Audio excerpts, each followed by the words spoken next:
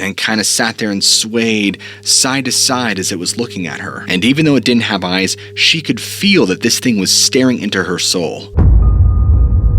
In tonight's episode, we're going to look into the secrets Yosemite has been hiding all these years. Get ready.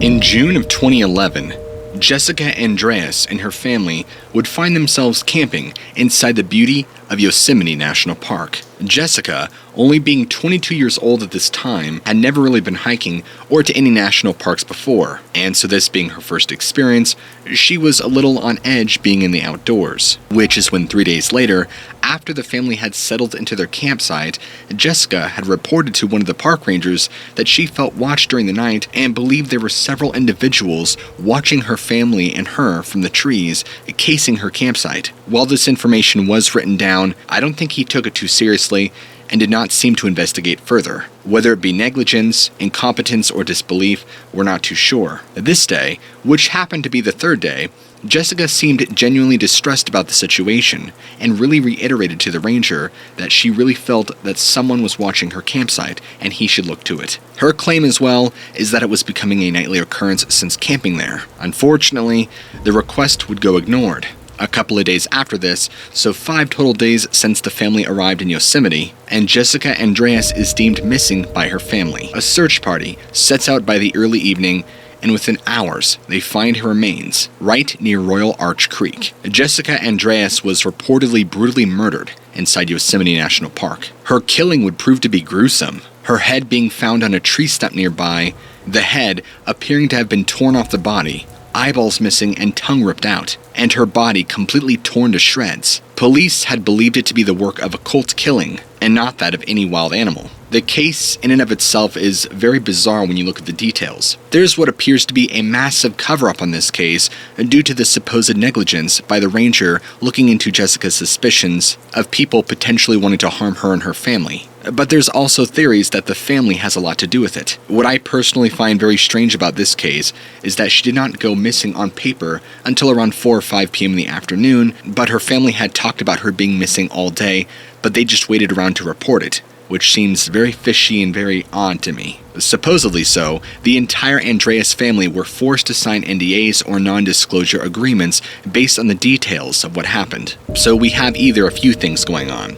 We have the actual death of Jessica and the manner in which she died, which is very strange and horrendous, and goes in line with a lot of the other strange national park stories that I've talked about and that are all over the internet circulating. People being found dead in very mysterious, horrendous ways, torn apart, ripped apart, you name it. And at the same time, her family acted very suspicious about her death, like not reporting her missing for almost 8 hours. The park ranger who had completely blown off her legitimate concerns about people watching and casing her family's camp, and that she felt in danger, and the way the police handled things, closing everything up, and personally, I'm not sure what to make of the story myself. I think her family might have had a part to play in her death, but I can't be too sure. But then you take into account the manner in which she died, how she was torn into pieces, and then my mind always goes back into the realm of supernatural, and I can't help but think, what were her last moments?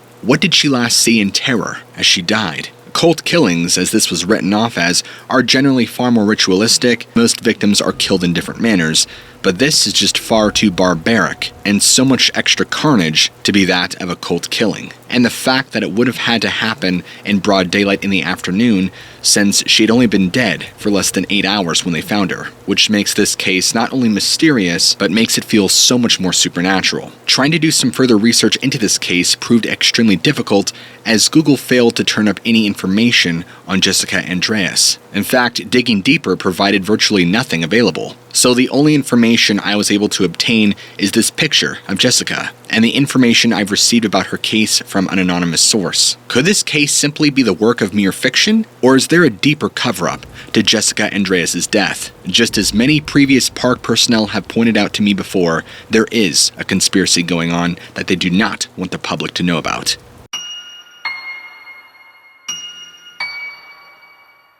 This story was submitted to me by the friend of a park ranger. This park ranger, who wishes to remain anonymous, or goes by the name Jill, still currently works as a park ranger in Yosemite National Park. And since this event back in 2015, it has affected her pretty badly. The experience has left her shaken and needing to seek therapy for a time being. One afternoon, while Jill was driving around the park, she was right around Chilnawanna Falls Trail when she passes two vehicles with their emergency flashers on.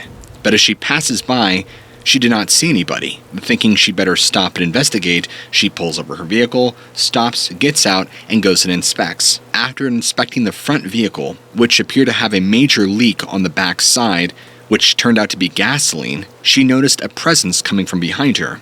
Initially, thinking it was maybe one of the drivers to the vehicles seeking help, she turned around to respond to the driver, when, to her horror, she realized it was not the driver at all, but a being she can only describe as from another world. She said this thing was standing there about 5 feet away from her, right in the tree line, looking at her, but was not looking at her because the being she saw was almost a translucent white, and apparently had no mouth, no eyes or no nose, but had ears kind of like that of an elf, she described, very tall and pointed, and kind of sat there and swayed side to side as it was looking at her. And even though it didn't have eyes, she could feel that this thing was staring into her soul. And the amount of fear that she felt inside of her body was unlike anything she's ever experienced before. This is also a very hardy woman who's had several near-death experiences in her life, and nothing was as terrifying as this very moment. After being shocked, frightened, and stunned for a few seconds, she just turns to run towards her vehicle, where this thing chases after her, nearly catching up to her and grabbing her. As soon as she gets in her patrol vehicle, she goes to floor her vehicle, and this thing is pulling on the door handle, trying to get her out of the car. And as she speeds away, she looks in her side view mirror and sees this thing has completely disappeared. Overcome by panic, she stops back at the main station of the park, and as she gets out of her vehicle and goes to close her door, she touches the strange goopy liquid that's right on the outside of her door handle, completely validating her experience and forcing her to accept this was not just a dream, a nightmare, or a grand hallucination of some kind. The substance was sticky and snot-like, she described, but completely clear and never tested, for she feared ridicule. And even to this day, nearly 6 years later, she has not told a soul about it because she fears losing her job, being humiliated by colleagues, damaging her lifelong career in the forest industry and Yosemite, and even went on to tell her friend that there's this sort of code of conduct between rangers and personnel that everybody has weird experiences they can't explain. You just keep it to yourself. For the following 2 weeks after this, she would complain of severe burning, tingling sensations right in the part of her hand where she went to go close her vehicle door, where she touched and made contact with that strange liquid, right where that being had tried to open the door. And she said that there were days where her whole right hand would swell up and the part of her hand that touched the door would just burn and burn, but the pain would come and go. And finally, after a few weeks, it had completely subsided and never came back, but still very strange. She never did go to get help from a physician for fear that he would ask her and make her try to explain what had happened, fearing she had no way to explain it. The best way for her to handle this experience is to just shove it down deep and completely try and forget all about it. But after some time has passed and she's sought deep therapy, she's needed to come to terms with it. So she ended up confiding in a very close friend, this same friend who actually is sharing this story with me and with you guys, with the permission of Jill, of course. It just goes to show you that the Ranger Code of Conduct is more alive than ever before.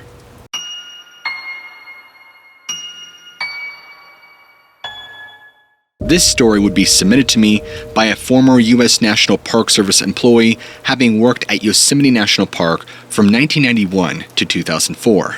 This first incident shared with me took place in 1994, when they were assigned to the Tuolumne Meadows District, a more remote section of Yosemite which was accessed at the time by driving up Tioga Pass, followed by an older dirt road that led into the meadows. Other rangers at the time also complained of the isolation and the creepiness of these meadows. Part of his job description at the time involved him driving Tioga Pass Road, from the west entrance all the way to the east. Then, up a very steep, narrow dirt road. And oftentimes, this road was so narrow, it required a high clearance vehicle. And on several occasions, he would actually use his own truck. Once in the meadows, he had no other staff support for at least 30 miles past Hardin Lake. So we're talking about truly remote wilderness here. His job as a district ranger was to ensure the safety and well-being of all visitors, ensuring that all park regulations and rules were being followed. And because it was the summer, things were a bit busier than normal. He had also dealt heavily in conducting bear management, which dealt very closely with campsites in which bears had become habituated to human food sources and helping prevent them become more of a nuisance. As far as his daily routine would go, he would usually start at about 3:30 in the morning, driving almost the entirety of Tioga Pass to the east side, where he would drive up this narrow dirt road that would lead him parallel right alongside Tenaya Lake. He would generally patrol this route all day long. These were very long days. They required a lot of very intense concentration due to the very dangerous terrain and the extremes of steep drop-offs and cliffs, but nothing would prepare him for what he had experienced. And he had already been doing this route for about 2 years by this point, and had ran into marmots, deer, all sorts of wildlife, plenty of black bear. So, this one evening in 1994, he begins his shift like usual. Although this night, he would start on 9 p.m.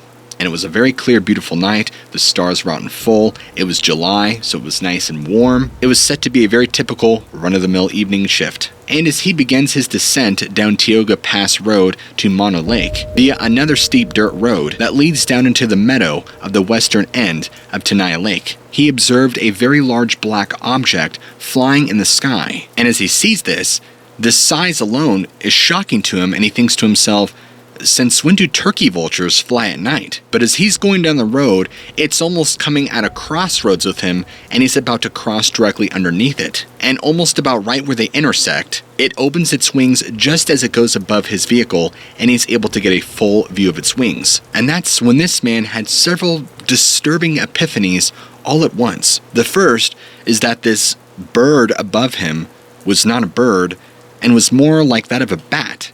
But the other is that it was far larger than any turkey vulture he's ever seen. The wings were very bat-like and leathery, and even had the fleshy membrane like bat wings do, while the body was more compact and shorter, as he described it, and reminded him of a very large hairy bat, probably the size of about a 7 or 8 year old child. Even with the lighting conditions of the night, the moon was about half full, so he was able to get a pretty decent look at it, and may note that it was very lean, very slender, and had a longer neck. The head appeared disturbingly human. It actually deeply reminded him of images he'd seen of a gargoyle, or like some mythological creature. He could not really determine a gender of the creature, but it appeared to have breasts. The overall impression was that this was a lean, gargoyle bat-like creature that was flying over his vehicle with a wingspan that reached longer than his truck, or well over 18 feet, seemingly impossible by reality standards. This is not something you'd ever expect to see in Yosemite, but he talked about how it moved very gracefully through the air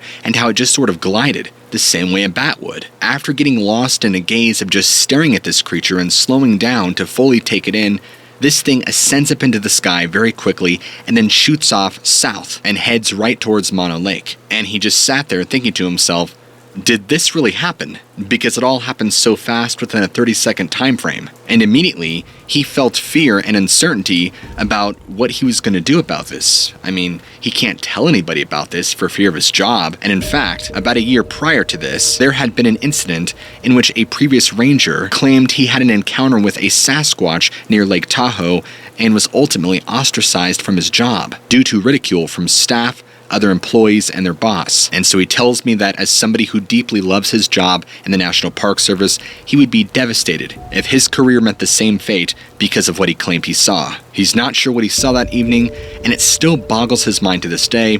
As far as he's concerned, there's no such thing as gargoyles or giant flying bats living in the vicinity of California or Yosemite itself. The only way to truly come to terms with it is to accept that there are things out there we just don't understand. Things that venture beyond our understanding of the natural world, while others might be interdimensional beings or potentially time travelers from other rifts of time who choose to not make themselves known for any number of reasons. Regardless, something had occurred here that evening which had permanently altered his perception of time and reality, and is convinced there are beings who many of us don't even know exist share this world with us. Along with this story, I've been given the request to not release his name and to keep him as anonymous as possible due to his previous employment status at Yosemite National Park.